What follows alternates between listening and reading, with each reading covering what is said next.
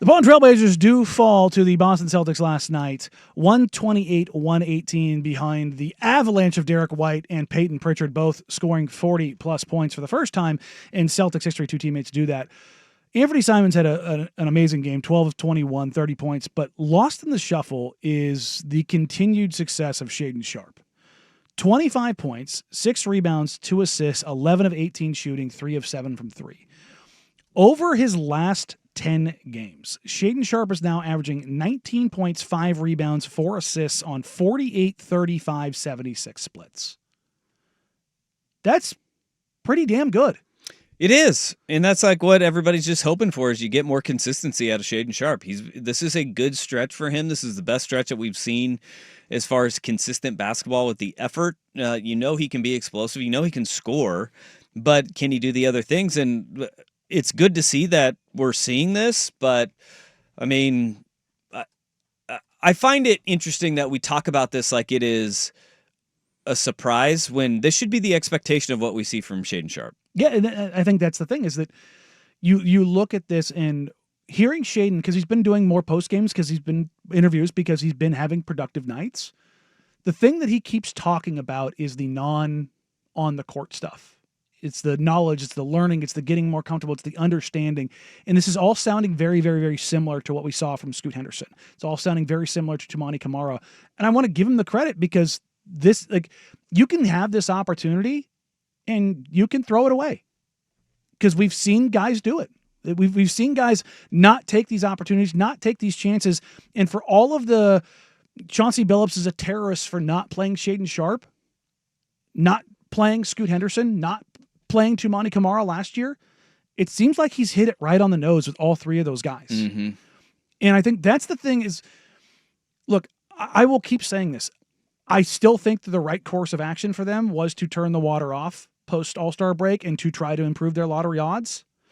But if you're going to do something else, we're now 20 games remaining.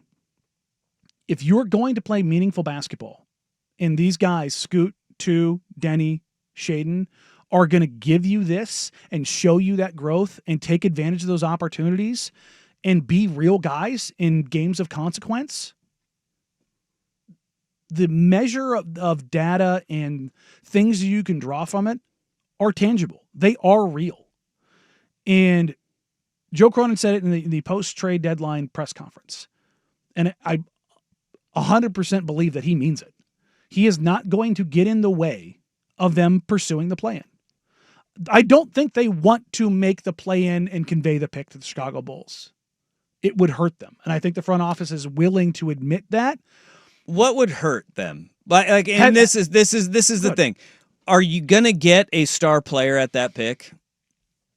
I don't think you ever know that for sure. But the reality is, it's historically speaking, no. You're going to get another role player. And that does nothing for this organization. It's an infusion of talent on a young, controlled contract. But what it does is it opens up the next few years of picks to where you can do whatever you want. To legally do it because that pick is protected until 2027. If you're going to look at this as a glass half full, it would unlock all of their future picks to be able to be traded. Now, They can do that otherwise by putting different guarantees and protections on other things, but it would allow that absolutely, totally to be a possibility.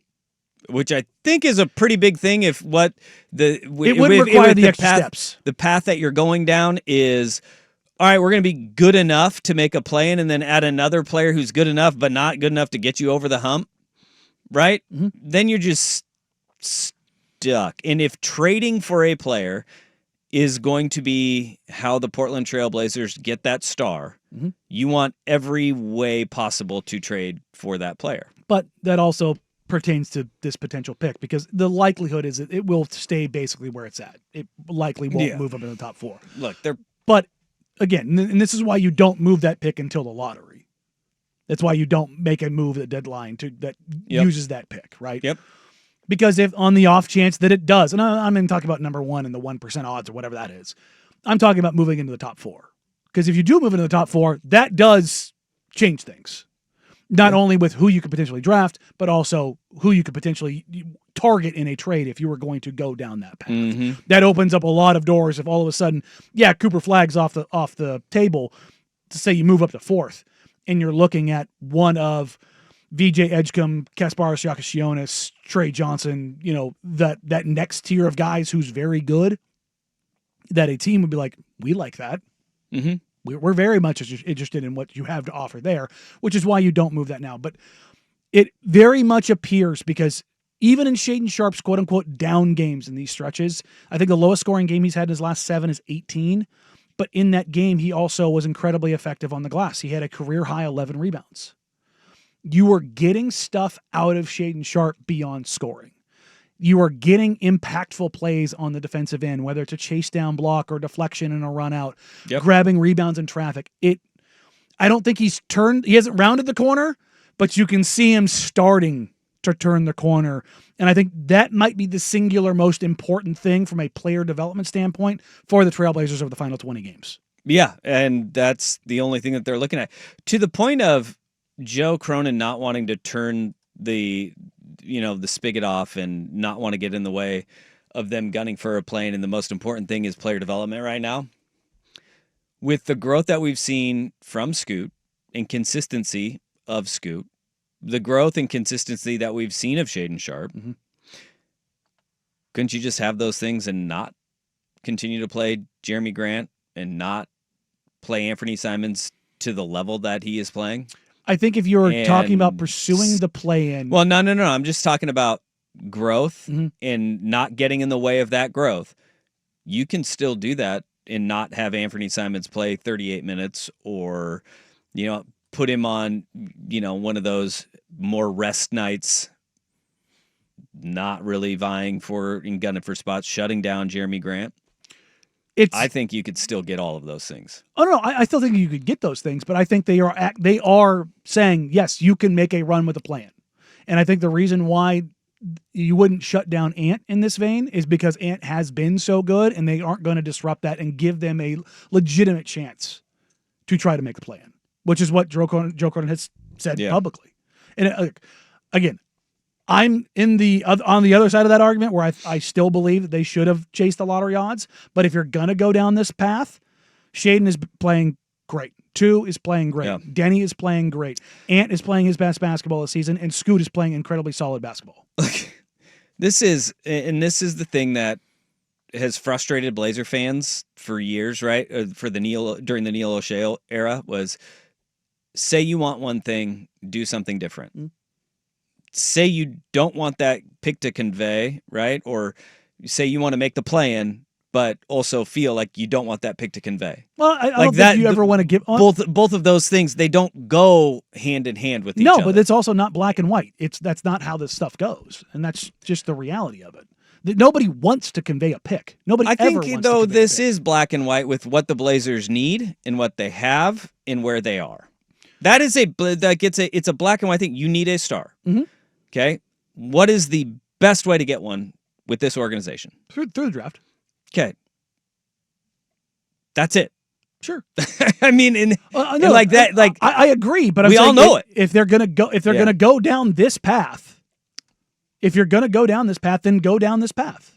Yeah, and then let's not hear about they don't want the pick to go away, because you're going down this path because you're saying, well, we're okay with that pick being gone. Sure, but and then that is they're quote unquote okay, but you don't want to. It's not black and white. You don't want to convey a pick ever. You don't want to give up an asset that you don't have to give up. That's the whole point of whether or not a pick conveys or not. But you're not going. But you're willing to sacrifice it if that's what happens. You don't want to, but you're willing to. And I think there's a very real difference between those two things. Yeah, I mean, if they earned it, another stuck spot. But look, again, they're still 4 games behind. Yeah, or 4 games behind Dallas right now for the. It's still very tough. 4 games in 20 is a difficult proposition to make. Yep. And the Suns are also still in between. Yeah. And with Kevin Durant and Devin Booker, it's still a possibility. as it were. And you want to watch a team turn it on. They could say, hey, we're going to let you play for the play-in, and then at the end of the year just go, no, okay, now we're turning it off. Yeah. And say, it was final 3 games. We're fine. The math is the math, and it goes, it's not like you would need like 6 different things to come together, and then, Yeah, like beating Sacramento and then beating Minnesota. Yeah. No, there's look, I did the it's a win, it's a loss thing through that, and on the math, it was like they need to win probably 12 of the final, 13 of the final 20. And I got to 9, and then there was 3 or 4 in there where I went, I don't know about those. Those are, you're asking an awful lot, and that's without taking in all the other factors of the other teams. So I just, look, we've been hard on Sharpe here through the first 60 games of the season. I wanted to give him his flowers because he has started to really show what he is capable of doing. It's good to see. It is.